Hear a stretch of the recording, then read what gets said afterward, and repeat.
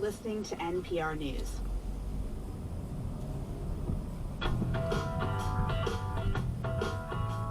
You're listening to the Public's Radio, 89.3 FM. Our funding is provided by listeners and the city of New Bedford, presenting its annual fireworks display on Monday, July 4th at 9 p.m. Viewing at the bottom of Union Street at Route 18. And from Rustigens, featuring area rugs for the bedroom, boardroom, and cottage. Shopping at 1 Governor Street and at rustigenrugs.com.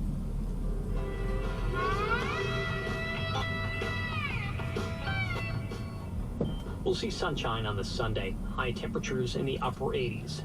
Clear skies expected tonight, lows near 60. Sunshine again tomorrow with highs on Monday in the upper 80s.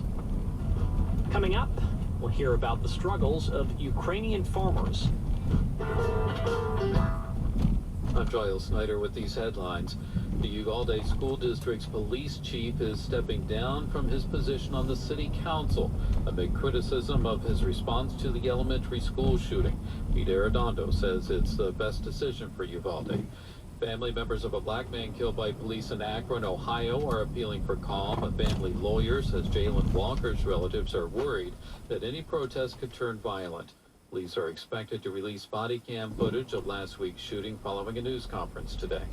And forecasters are still warning of the possibility of flash flooding through this morning along the coast of the Carolinas, but Tropical Storm Colin has lost strength and is now a tropical depression. I'm Giles Snyder, NPR News.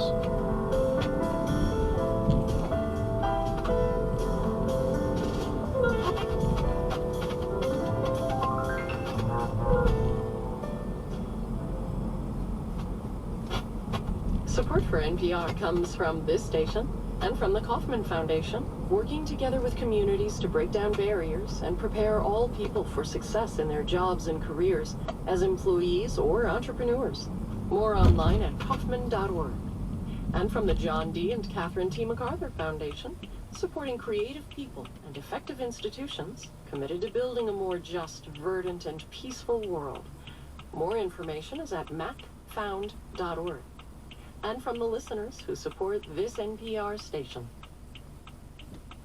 This is Weekend Edition from NPR News. I'm Shannon Bond. There's been fierce fighting over a key city in eastern Ukraine.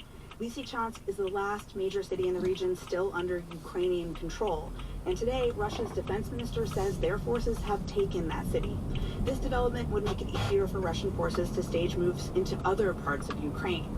The effects of the conflict are being felt worldwide. For the war, Ukraine accounted for 10% of the world's exported wheat.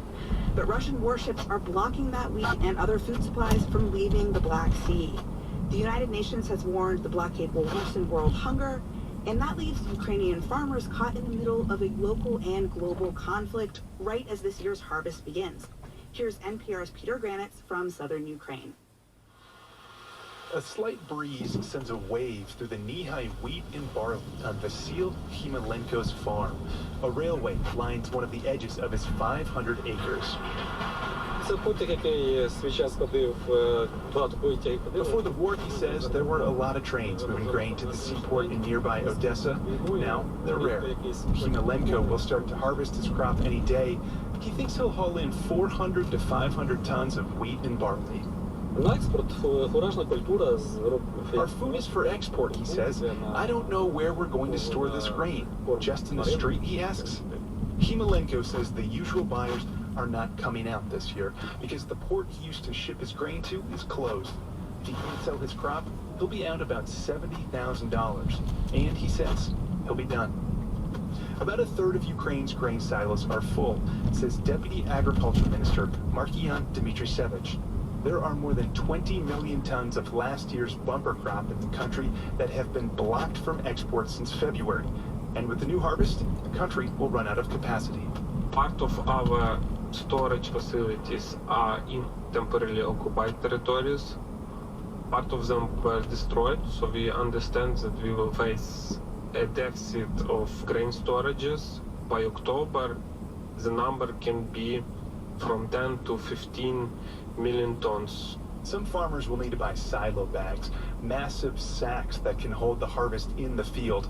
Some will need to rent the few open bins or build their own.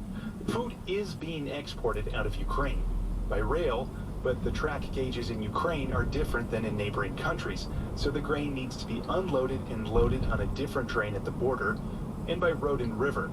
Farmers can truck their products to the southern ports and then barge them up the Danube.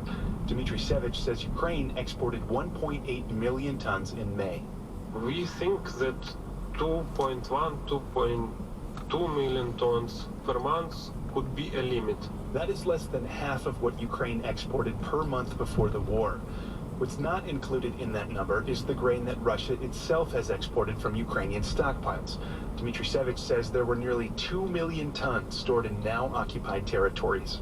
We know that they are stealing our grain with railway and with trucks, and they transport it to temporarily occupied Crimea and to Russia. Mikhailo Lubchenko says he could fetch $330 a ton for wheat before the conflict, but the price has tanked. Сейчас я отправил ровно это на Западную Украину.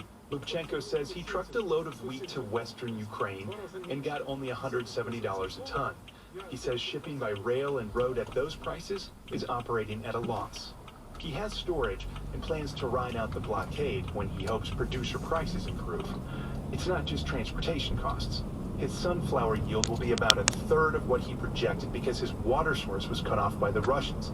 His land is on the front lines. У меня стоит проблема, как убирать его. Lubchenko says he has more than 2,000 productive acres that he'll likely burn because unexploded ordnance litter the fields. He shows us red flags poking above green shoots of sunflowers where workers have found shells and